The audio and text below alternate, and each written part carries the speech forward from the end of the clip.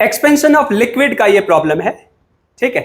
कह रहा है कि when a block of iron floats in a mercury at 0 degree Celsius, a fraction of K1 of its volume is submerged. एक बार देखते हैं क्या कह रहा है।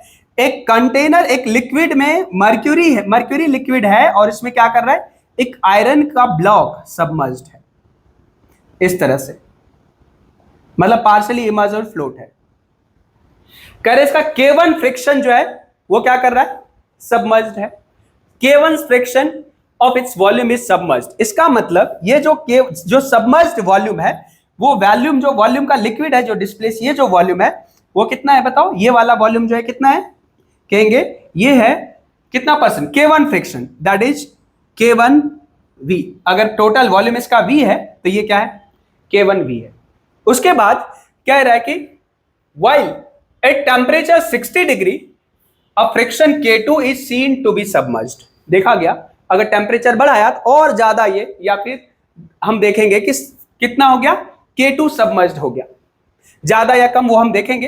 If the coefficient of volume expansion of iron is gamma Fe and that of the submerged mercury is gamma Hg, then the ratio of K1 and K2 can be expressed as। ये सारे option है, आप check कर सकते हैं, ठीक है। अब देखिए यहां पे कौन कौन से फोर्स लग रहे हैं ये देखते हैं। सबसे पहले क्या देखते हैं, कौन कौन से फोर्स लग रहे हैं। अभी बच्चों इस पे फोर्स लग रहा है कितना, लिखेंगे FB और नीचे क्या लग रहा है, कहेंगे mg, ठीक है। अभी कितने डिग्री पे, 0 डिग्री सेल्सियस पे। तो FB ये इक्विलिब्रियम में है, फ्लोट कर रहा है, मतलब नेट फोर्स क्या है, 0 है। तो इसका मतलब क्या हुआ बच्चों बताओ, लिखेंगे FB बराबर mg।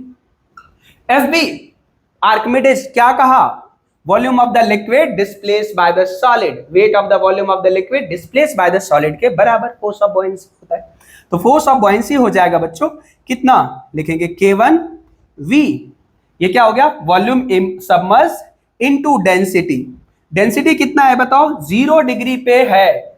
देखो if the coefficient of volume expansion of iron, and ये दोनों दिया हुआ है 0 डिग्री पे, तो इसको क्या लिख देंगे, डेंसिटी। ये कोएफिशिएंट ऑफ एक्सपेंशन है, तो यहां तो अपने को डेंसिटी चाहिए, लिख देंगे density at 0 degree, volume into density into g बराबर क्या लिख देंगे बताओ, mg। ये दोनों क्या हो जाएगा बताओ, कैंसिल, ये हो जाएगा K1V रो जी, ये हो जाएगा क्या, इक्वल्स टू m। इसको कह देंगे बच्चों इक्वेशन 1, ठीक। नेक्स्ट टाइम क्या हो जाएगा, नेक्स्ट टाइम इसकी इसी की वैल्यू अगर हम देखेंगे, यहां पे देखते हैं, अगर इसका टेम्परेचर एट 60 डिग्री, हम F को ले लेते हैं क्या, F dash. Now 60 degree F will becomes F dash, change हो जाएगा, ठीक है। फोर्स ऑफ बॉयंसी चेंज हो जाता है, तो F डैश में चेंज क्या होगा देखेंगे। अभी भी तो ये क्या कर रहा है, वेट को ही बैलेंस कर रहा है, तो मतलब F डैश भी F के बराबर ही होने वाला है। तो F डैश जो होगा, F डैश एट 60 डिग्री, उसकी वैल्यू क्या लिख देंगे बताओ बच्चों, ये भी वेट के बराबर हो जाएगा। कोई दिक्कत, कहेंगे सर वो भी वेट के बराबर, ये भी वेट के बराबर, फोर्स ऑफ बॉयंसी चेंज नहीं हुआ क्या, answer is no, force of buoyancy change नहीं हुआ, क्योंकि पहले ये कम सबमर्ज हो रहा था, अब ये ज्यादा सबमर्ज हो रहा है, या ज्यादा या कम अपने आप को बैलेंस कर रहा है। तो यहां से लिख देंगे F dash mg, F dash FB dash की वैल्यू अगर लिखेंगे तो लिखेंगे वॉल्यूम क्या है बताओ, कहेंगे K2, जितना ये भी एक्सपेंड करेगा ना, इसका एक्सपेंशन का कितना परसेंट, तो कहेंगे K2V डैश।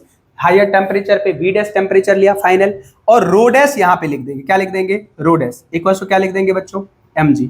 तो ये देखो ये volume submerged into density into g बराबर mg, तो g से g क्या हो गया, कैंसिल हो गया। तो यहां से ये बातें आ गई, K2V dash rho dash equals to m, ये हो गया इक्वेशन 2।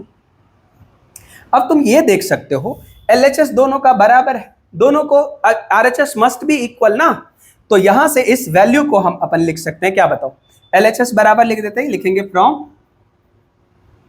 इक्वेशन 1 एंड 2, इन दोनों को LHS को बराबर कर देते हैं, लिखेंगे K1V रो नॉट इक्वल्स लिख देंगे K2V डैश रो डैश, यहां से लिख देंगे K1V रो नॉट, K2 तो फ्रैक्शन ऑफ वॉल्यूम सबमर्ज।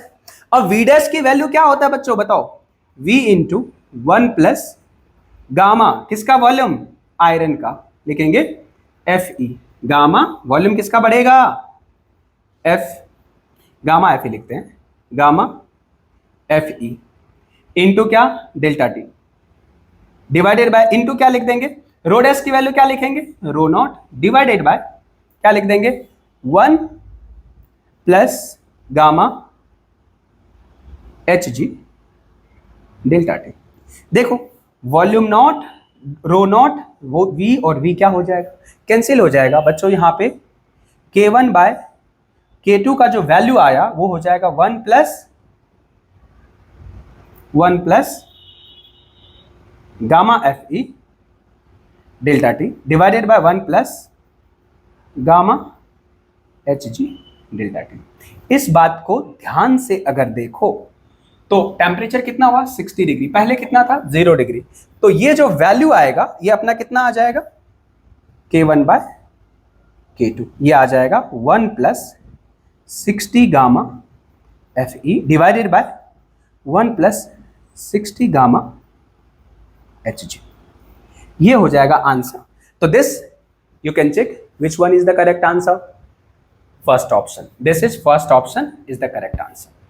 देखिए यहां पे हुआ क्या, अगर कंप्लीटली बच्चों, अगर कंप्लीटली कोई बॉडी इमर्ज कर रहा है ना, और उसका अगर आप क्या करते हो, टेम्परेचर बढ़ाते हो, तो फोर्स ऑफ बॉयंसी घटता है। क्योंकि सर यहां भी तो घटना चाहिए, बिल्कुल घटना चाहिए, लेकिन क्या है ना, ये पार्शली इमर्ज्ड है, पार्शली इमर्ज्ड है तो ये क्या करेगा, थोड़ा और ज्यादा इमर्ज्ड हो जाएगा, लेकिन वेट को क्या करेगा, बैलेंस करेगा, बैलेंस ही रखेगा नेट। तो force of buoyancy, net force of buoyancy जो होगा वो कांस्टेंट ही, बराबर ही रहने वाला है, लेकिन बदलने वाला क्या है, कहेंगे डेंसिटी। कौन सा डेंसिटी, दोनों का डेंसिटी, लिक्विड का भी और सॉलिड का भी।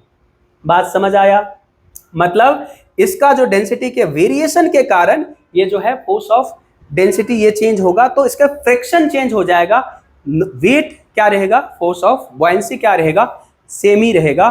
फोर्स ऑफ बॉयंसी के रेशियो के बराबर ही, अगर इसको ध्यान से देखो, डायरेक्ट सॉल्व किया था हमने, इसके रेशियो के बराबर ही आने वाला है, किस चीज का रेशियो, k1 बाय k2 का ratio. So check it out, अगर कोई दिक्कत है तो फिर से कमेंट में बताइए।